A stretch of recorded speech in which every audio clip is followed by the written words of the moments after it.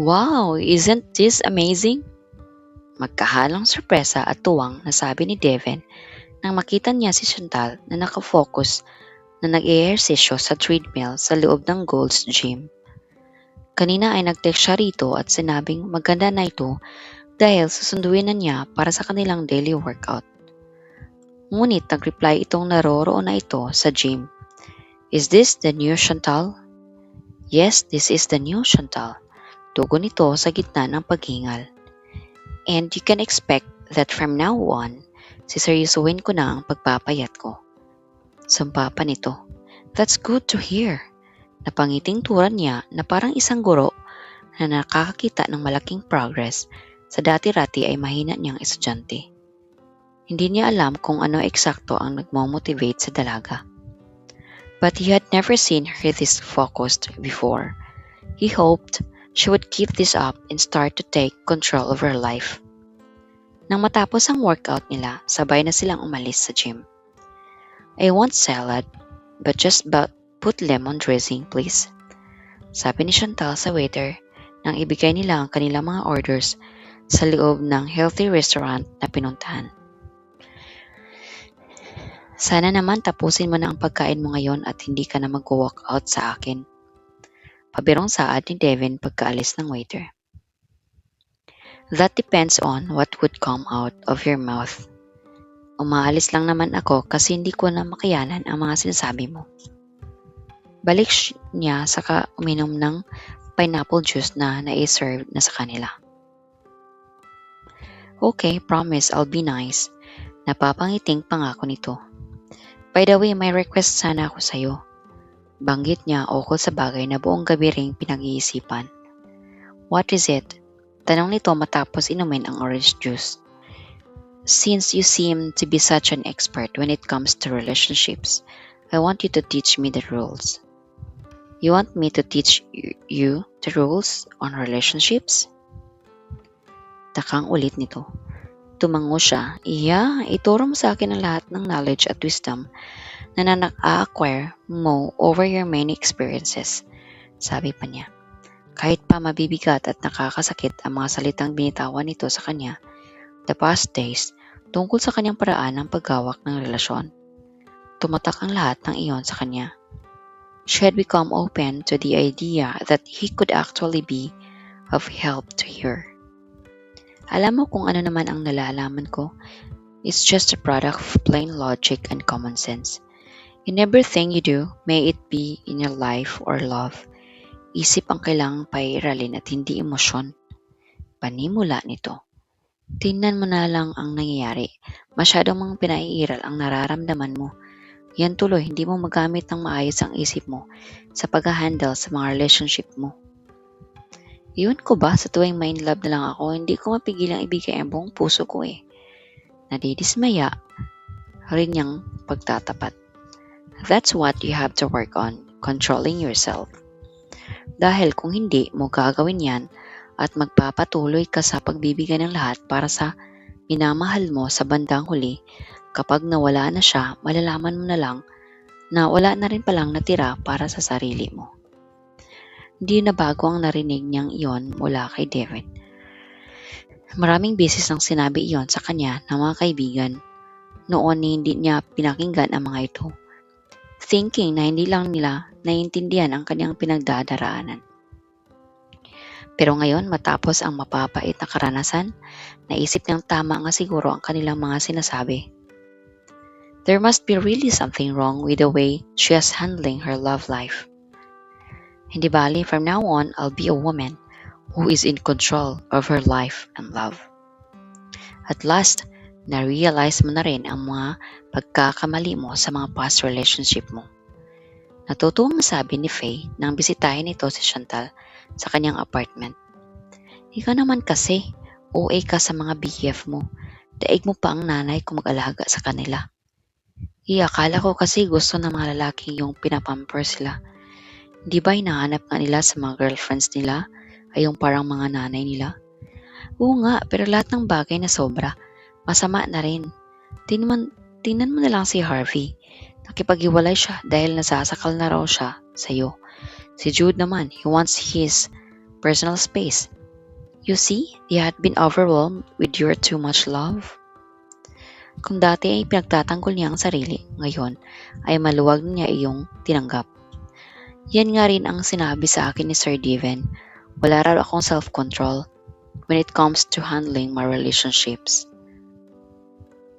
Aba, at mukhang hindi lang pala pagpapayat mo ang supervise ni Sir Devon, kundi pati na rin ang love life mo. Biglang nagniningning ang mga mata nito. Di kaya may personal na interest sa iyo ang presidente natin? May panunuksong tanong nito. Okay ka lang, nakikita mo ba itong hitsura ko? Sa tingin mo ba ang isang David Azarcon ay magkaka-interest sa akin? Natatawang balik niya na para bang narinig ang pinaka-imposibleng bagay sa mundo. Alam mo, tumaba ka lang but you're still the gorgeous Chantal Palma and David Azarcon knows that. Kaya nga siguro ganun na lang siya katutok sa iyo eh. San ka ba naman nakakita ng isang presidenteng siya pa mismo ang nagsusupervise sa kanyang model sa pagpapayat nito? He could have assigned a fitness trainer for you, but he never did dahil gusto kanyang personal na gabayan. Pwede ba, Faye, tigilan mo na yung pag-iilusyon mo? Ang tepo ni David Azarcon ay isang siguristang businessman. He's just making sure na mapapakinabangan pa rin niya ako sa negosyo niya. Yun lang yun, pagdiriin niya. Okay, fine, kung yan ang paniwala mo. Pagsoko na rin ito. Pero maiba ako. Since ready ka na to move on in your life, why don't I set you up kaya sa isang blind date? What do you think? Blind date? At kanina mo naman ako isi-set up? Napataas kilay niyang tanong. There's this guy na alam kong magkakasundo mo. Basta okay siya, paniniguro nito. Sa totoo lang, hindi pa pumapasok sa isipan ni Chantal ang makikipagkilala sa ibang lalaki. Pero naisip niyang wala sigurong masama kung susubukan niya yon.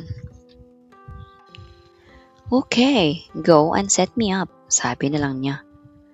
Alam mo, pinsan, nakakatuwa si Chantal. At last, nagigising na siya sa katotohanan and she even asked me to teach her the rules on relationships. Paglalahad ni Devin nang puntahan siya ni Larkin sa opisina noong bandang paggabi na. The happiness on his face was so evident and it did not escape his cousin's sharp eyes.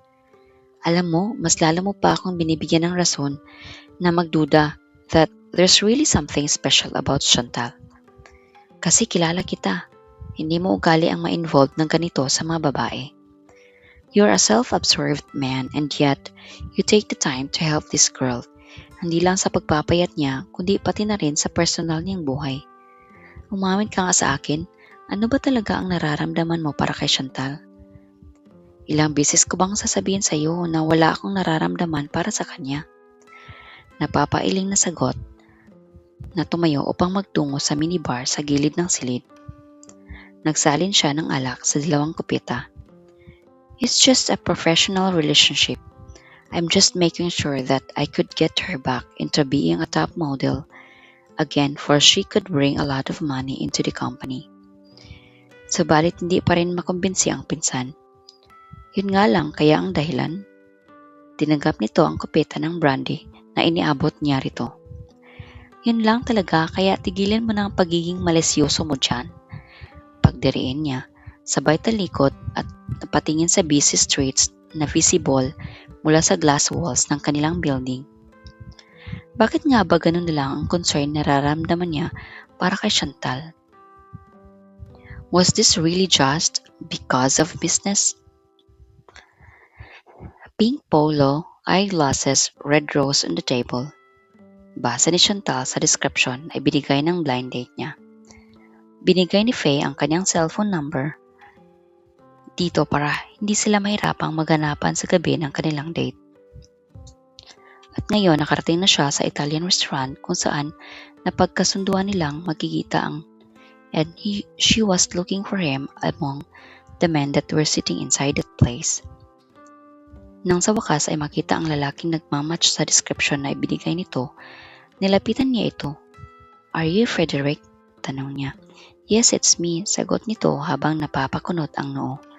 You are? I'm Chantal Palma, your date, pakilala niya. Pwede ba miss, huwag kang mag-ilusyon? Napapatawang nasabi nito. Sabay tayo mula sa kinauupuan at tumabi sa kanya. Ipinakita nito ang cellphone kung saan naroroon bilang wallpaper ang kanyang dating lingerie advertisement photo. Tingnan mo ang katawan ng tunay na Chantal Palma at ang katawan mo, paanong magiging ikaw siya? Tela, sampal ang kanyang mga narinig mula sa dapat, sana ay kadate. Ang sabi sa akin ni Faye, isa ka raw gwapo, matalino, mabait at may pinag-aralang lalaki. Pero sa nakikita ko ngayon, parang isa sa mga description na yon ay walang tumugma sa'yo. You're nothing but a superficial, stupid asshole.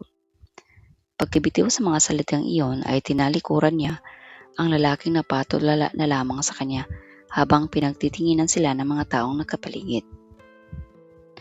But even as she came out of the restaurant, looking so powerful after defending herself, sa loob-loob niya ay napakasama ng kanilang pakiramdam.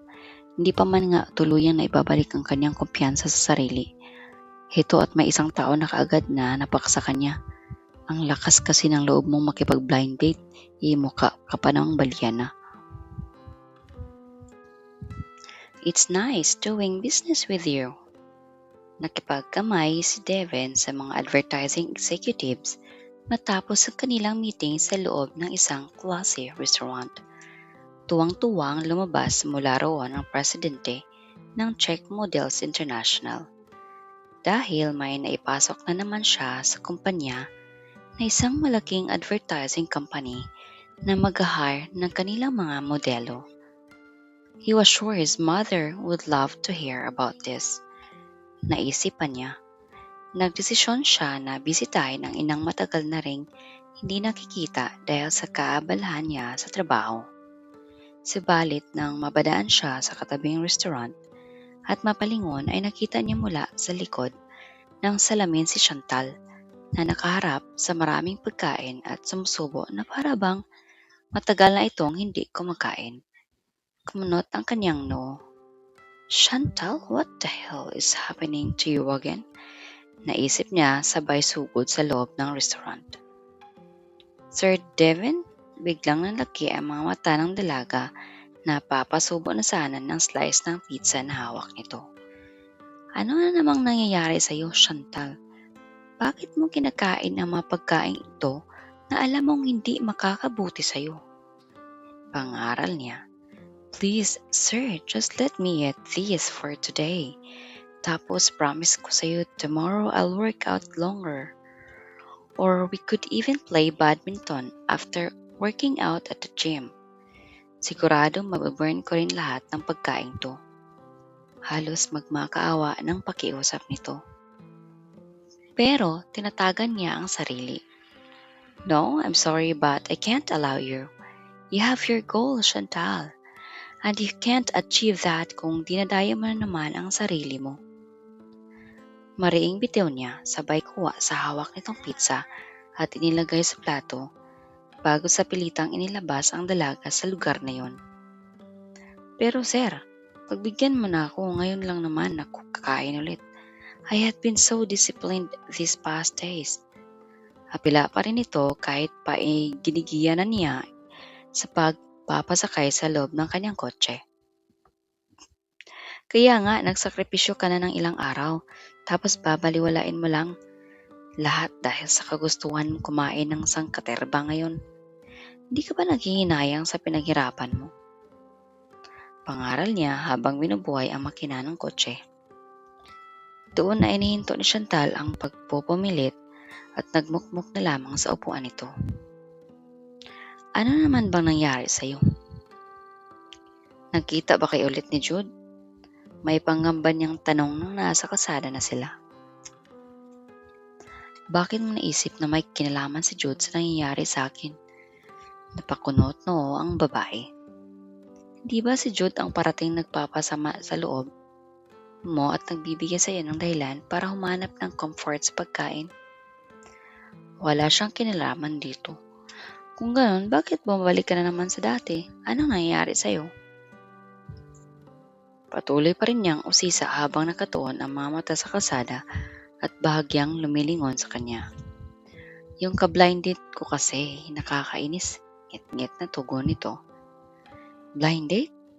Ulit niya na biglang napadiin ang tapak sa preno nang magkulay pula ang stoplight. Bakit? Kailan ka nakipag-blinded? Tanong niya na pinilit na maging casual lamang ang tinig kahit ang totoo ay labis siyang naiintriga. Kanina, kumpirma nito. Ipinakilala sa akin ang kaibigan kong si Faye. Ang sabi niya, gwapo raw, mabait, matalino at may pinag-aralang lalaki.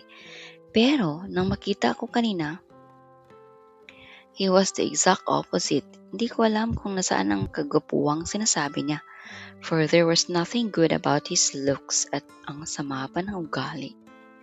Biruin mo, sabihin ba namang ilusyonada raw ako para i-claim kong ako si Chantal Palma? I know, 31 inches na ang waistline ko ngayon at lumubo na ang mukha ko at buong katawan. Pero kailangan ba talaga niya akong tratuhin ng ganun? Nagmistulang shock absorber si Devin sa mga pagbubuhos nito ng pagkabwisit at sama ng loob. He felt so sorry for her that she had to suffer that kind of discrimination from those insensitive people. Gago yun ah. Mabuti na lang hindi ko inabot yun. Kung hindi, baka kung ano pang nagawa ko sa bastos na yun. Hindi na niya mapigilang sabihin. Natahimik bigla si Chantal na hindi inaasahan ang ganong reaksyon mula sa kanya. But she never had the chance to think too much about it nang biglang makaramdam ng matinding paghilab ng tiyan. Oh, anong nangyayari sa'yo? Concerned na tanong niya nang makita itong hindi maipinta ang muka at nakahawak ang kamay sa tiyan. Kumukulo ang tiyan ko. Amin na nito na hindi na inalintan ang kahiyan. Ha? Kaya mo pa ba? Biglang natarantang napadiin bigla ang tapak niya sa silinyador.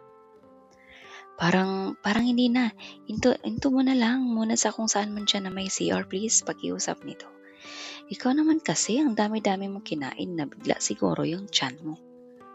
Pwede ba mamaya mo na ako sermonan? Maghanap ka na lang ng CR. Okay, sige. Relax ka lang dyan. Malapit na tayo.